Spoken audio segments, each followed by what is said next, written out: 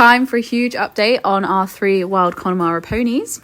As you know, we have 1 stabled and we had 2 left in the field, but last week we made a plan to herd them into the stables. So we blocked off one side of the yard and used lots of different things, gates and vehicles, to sort of create like a corral. And we then had lots of people helping us herd them out of the field into this area, and just quietly they ended up in the yard. We also picked the worst day to do this. It was thunder and lightning and such heavy rain. They were probably quite grateful to come in though.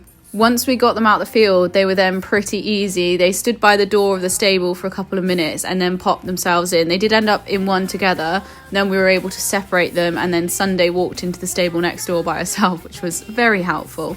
Meanwhile, Ripple was completely unbothered.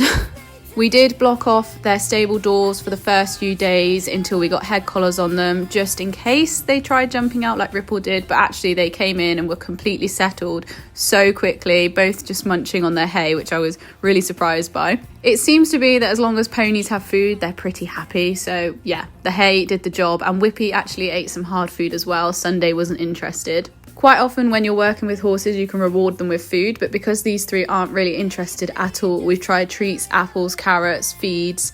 It's a bit more difficult, but we're getting there.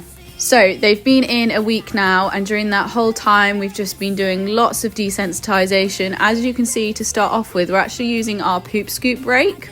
This is helpful because it just gets the initial touch that they were afraid of, and then we can gradually touch with our hands, and now we don't need the poop scoop or anything like that. We can just walk in and give them a little bit of attention, a brush, a cuddle, and they're happy with it. But we just needed to make that first step, which is always the hardest.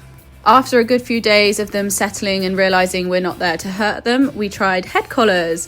It was a slow process, but actually went a lot smoother than I was expecting. Sunday was easier than Whippy. She wasn't afraid of the head collar. She was actually playing with it in her mouth, and then Mum popped it round her neck and we were able to then slip it over her nose. She was a bit confused as to what was on her face though.